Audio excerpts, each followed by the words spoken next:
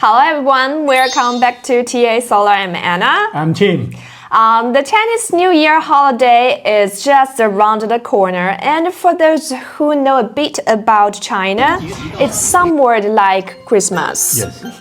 And this is the biggest festival of the whole year. But a unique aspect is that the New Year in China signifies the start of a new year. Right? What might be New Year's Day on January 1st for many, but in China it doesn't feel like the New Year has truly begun until after the Spring Festival year and the new Chinese New Year. Yeah. I still get that mixed up sometimes, saying things like, let's talk about this work next year. So here, following tradition, we'd like to say 拜年 to everyone, which means saying goodbye to the old year and welcoming the new one. So we wish you all Happy New Year. All the best. Alright, let's get back to business. Since it's the new year, today's topic will be a bit more relaxed. No heavy content today, just some interesting stuff about solar power. Yes, today's topic comes from a friend who runs a solar business in Africa. He shared with us how solar power is improving local lives. A truly inspiring story. From these real-life examples, we can see what new entrepreneurial opportunities solar industry development can bring. Without further ado, let's dive into today's content. Our story today originates from the widespread use of small electric motorcycles from Jiangsu, China in Africa. Due to the long distances between villages in some African regions and their lack of independent economic systems, economic exchanges between them are necessary. Yet, the transportation has always been a challenge. That's where these small Chinese electric vehicles come in handy. Some might ask Why not just use petrol vehicles? The situation there is that petroleum is a very precious resource. Not only is it entirely reliant on imports, but it's also scarce due to its use in other industries. So petrol is not only expensive, but also hard to buy even you have the money. Hence, electric motorcycles became a necessity, but on the other hand, the electricity infrastructure in Africa is quite poor, with many areas lacking power grids. So how do these electric vehicles get charged? Many entrepreneurial minds have used solar systems to build simple small-scale power stations. Let's take a look at some actual photos and videos. You can see a small building of just a dozen or so square meters, equipped with 2 or 3 inverters, forming a basic power station. The video shows a station equipped with good way off-grid inverters, capable of charging up to 18 lithium battery packs simultaneously.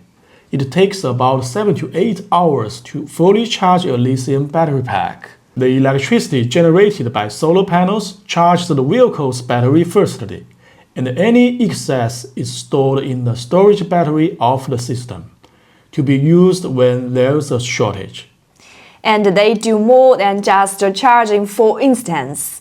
They charge a fee for battery charging. They even bought a few vehicles and combined vehicle rental with charging, creating a transportation service station. If you think a bit further, renting out vehicles on a monthly or quarterly basis and collecting a deposit can turn into a loan business.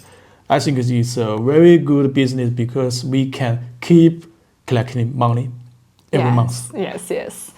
Well, since the arrival of these small electric motorcycles from Jiangsu, China, paired with small solar power stations, local residents in Africa have finally been free from having to work tens of kilometers to other areas for their livelihood. Yes.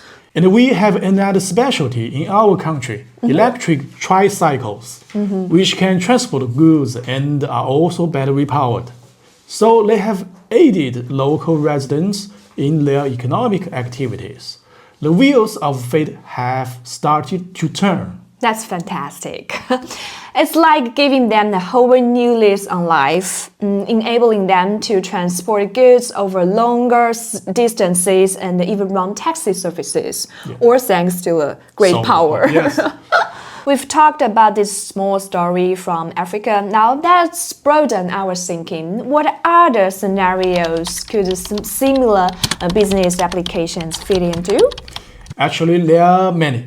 Also, anywhere that use electric vehicles. For instance, in Europe, many cities have preserved their hundreds of years old structures, so a lot of old cities areas have narrow streets with old cobblestone surfaces. Driving in and out is very prone to traffic jams. So many people living in these areas use scooters, and now there are electric bicycles and motorcycles. Yes. So building one of these self-service solar charging stations is very cost-effective. And it's very convenient. Yes. And it's very green. Yeah. And also it's possible to charge at home. Still takes a long time to fully charge the battery. And there are some safety concerns about charging lithium batteries in a home environment, right? Of course, we've mentioned the pros and cons of lithium battery and the lead acid batteries before. And the lithium battery being very active, making use of lithium batteries somewhat risky. Yes. Yeah. Dangerous. So centralized charging is both convenient and safe. At least if the battery explodes, it won't blow up your whole house. Yeah, definitely. If it explodes at home, you might even have to compensate your neighbors. Big loss. So how much power is needed to build a small solar charging station? For instance, if it's to supply up to 20 electric motorcycles batteries simultaneously, what would the installed capacity need to be? Good question. To simultaneously charge 20 electric motorcycles batteries with capacity at 20 amp hour and a voltage of 48 volts, we first calculated the total energy required to full charge each battery and then multiplied it by the number of batteries. In subtropical areas, with an average of 5 hours of effective sunlight per day, assuming the solar panel efficiency is 22.8% and the inverter efficiency is 98.2%, the total installed capacity required for this small charging station is approximately 17 kilowatts. To meet the 17 kilowatts solar installation capacity, assuming an average power density of solar panels is 170 watts per square meter. Approximately 100 square meters of solar panels would be required. We haven't even calculated the storage batteries yet. With storage batteries, the area of the station could be much smaller. Today, we mainly share the small solar entrepreneurship project with everyone. Although the project itself is not very large, it's a small business. It meant to inspire new thinking. But from today's story, we can also see that global energy transition can directly help many people. Exactly, Tim. That's the charm of the solar industry. Yes. Whether it's in African villages or European cities, solar energy can provide us with innovative solutions and solve real-life problems. Environmental protection is not just a slogan. It needs real social and economic demands to be grounded. Yes, that's it for today's content. Thank you all for watching. If you are interested in solar charging stations or have ideas, feel free to leave comments. Don't forget to like and subscribe to our channel. Lastly, we still have to say Happy Chinese New Year!